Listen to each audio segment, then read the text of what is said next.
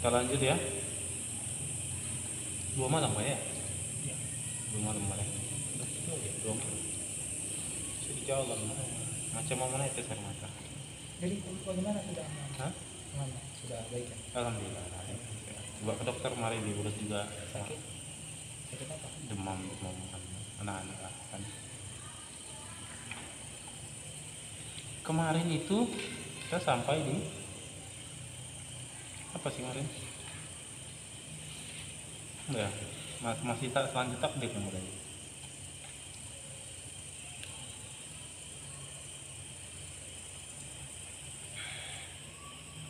Termasuk sesuatu yang baik jika seorang hamba diberikan tuntunan untuk menyebut nama Allah manakala menghadapi musibah dan bala. Ya, ada kebaikan jika dia mendapat musibah tapi dia sama Allah Subhanahu wa taala diberikan tuntunan untuk semakin dekat sama Allah. Karena ada juga orang sudah ada bencana makin jauh. Ya. Dan mengingatkan janji Tuhan kepadanya dan derajat. Kebaikan dan pengampunan dosa. Ya, jadi orang yang sabar kalau ada bencana dan musibah dosa pahala.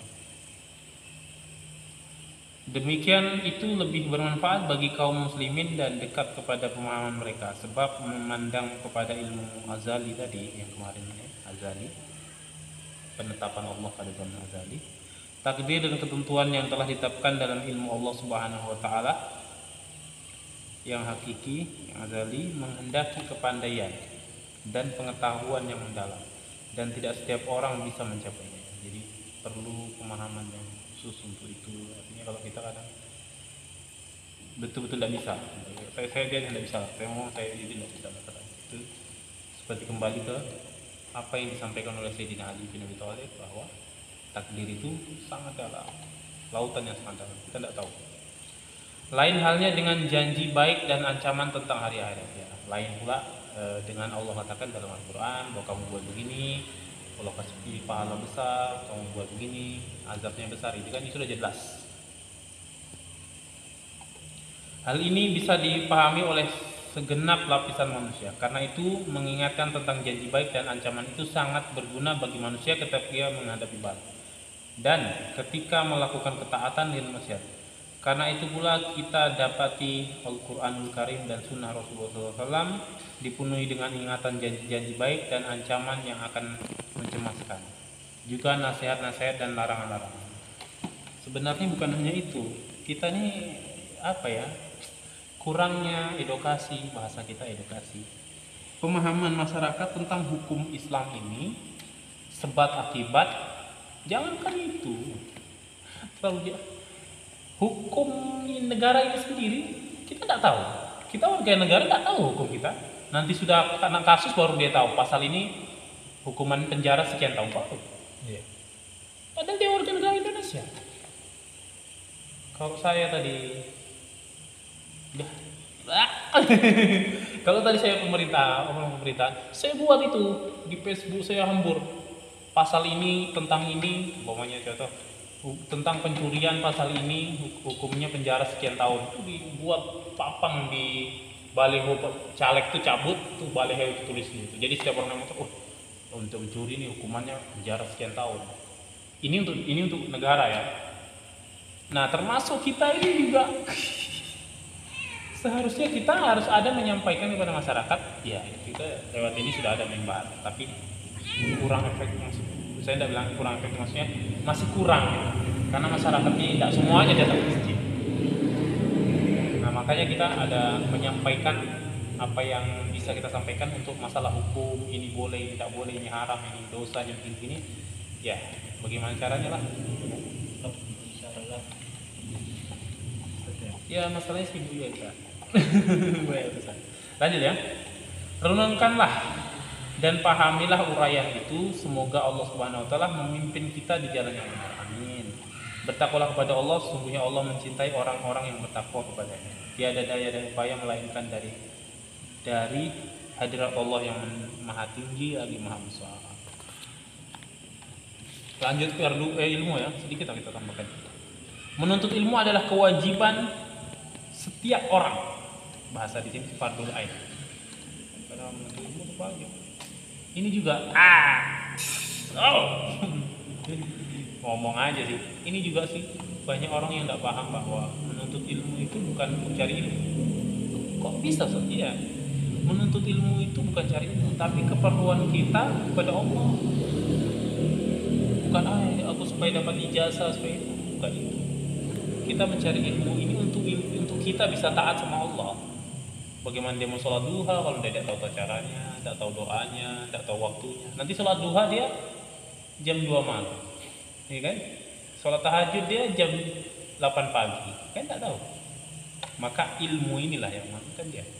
Bahkan ada kita menjelaskan bahwa orang yang lambat datang untuk sholat, tank. Dia begitu dia masuk masjid komat saudara. Masuk Allahu Akbar sholat dulu.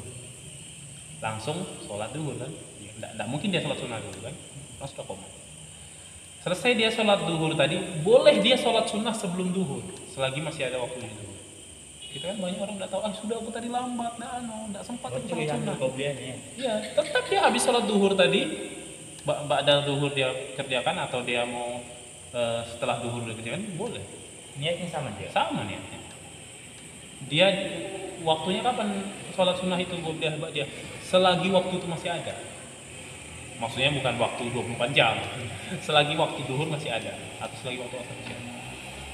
Kadang orang waduh lambat aku tidak sempat sholat sunnah. Tidak paham ya, berarti tidak kurang baca. Wah, gayalah. Ya, pahamlah banyak hal seperti itu. Yang termasuk kemarin yang saya bilang bahwa ada seseorang yang dia jamak sholatnya di jalan atau mungkin dia kosor dalam perjalanan jauh, tapi dia lari dari hutang, tidak sah sholat jamak kosor kan maksiat, perjalanan maksiat tidak diterima, sholat jamak kosor tidak sah kalau perjalanan lari dari hutang itu maksiat. Kalau mau kita lebih dalam ya, kadang saya mikir ya Allah halal kayak yang saya rasakan ini karena apa namanya itu betul harus dijaga makanannya. Hal lain pula yang kita bahas.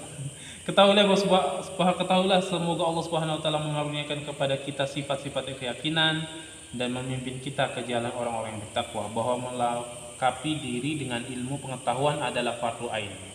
Fardu ain itu artinya berdosa kalau orang belajar. Ya, artinya orang yang sering sudah saya katakan bahwa orang yang belajar sholat tapi dia tidak sholat, dia hanya dosa satu, meninggalkan sholat. Tapi orang yang tidak belajar sholat, sudah pasti dia tidak sholat, dua ada dosanya. Dia tidak tahu sholat, tidak sholat lagi. Bahkan bisa jadi 3. Itu tadi, jangan sampai dosa di atas dosa. Tadi kemarin sudah kan? Ya. Atas setiap muslim dan muslimah, ya wajib. Kita punya anak harus kita didik belajarnya pertama. Harus.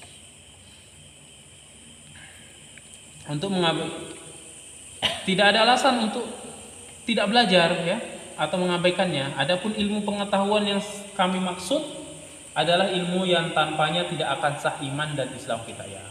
Nanti sebenarnya ilmu itu ada pembagian, ada ilmu wajib tentang sholat itu wajib, tentang wudhu wajib belajar karena sholat wajib, zakat wajib. Belajarnya itu belajar yang wajib itu wajib. Nanti ada ilmu sunnah, ya kan? Ilmu sunnah. Ada nanti ilmu yang makruh, ada ilmu yang haram dipelajari, ya kan? Ilmu santet, ilmu banyak lah ilmu yang cara mencuri, taktik mencuri itu ada. Kami pernah mendapatkan itu dari orang-orang yang ahli-ahli itu cerita sama kami bahwa begini caranya. Salah satunya dia bilang kalau mau pergi itu waktu orang rame-rame pergi ke tempatnya. Jadi udah cerita orang mencuri lah. Jadi kalau kita berangkat pas rame, pas pulangnya pas orang sepi kan. Lalu kita pas berangkat sepi, pulang rame orang, ini bawa barang kita namanya. Gitulah kurang lebih yang kami. Itu tapi yang tidak boleh dipraktekkan. Nah, ada namanya sebenarnya di dalam universitas itu ada namanya kriminologi, ilmu kriminologi, mempelajari tentang kriminal, apa kejahatan. Untuk apa? Bukan dia mau menjadi penjahat, perampok, enggak, atau apa? Dia belajar ini untuk mengungkap kasus-kasus kejahatan kriminal ini. Wah, jadi mereka nanti di Interpol dan lain-lain. Sampai situ belum pembahasan. Jauh banget Pak. Bismillahirrahmanirrahim. Wa mustadatu kama qara'na wa naqulu subhanaka wa bihamdika asyhadu an la ilaha illa anta astaghfiruka wa atubu ilaik.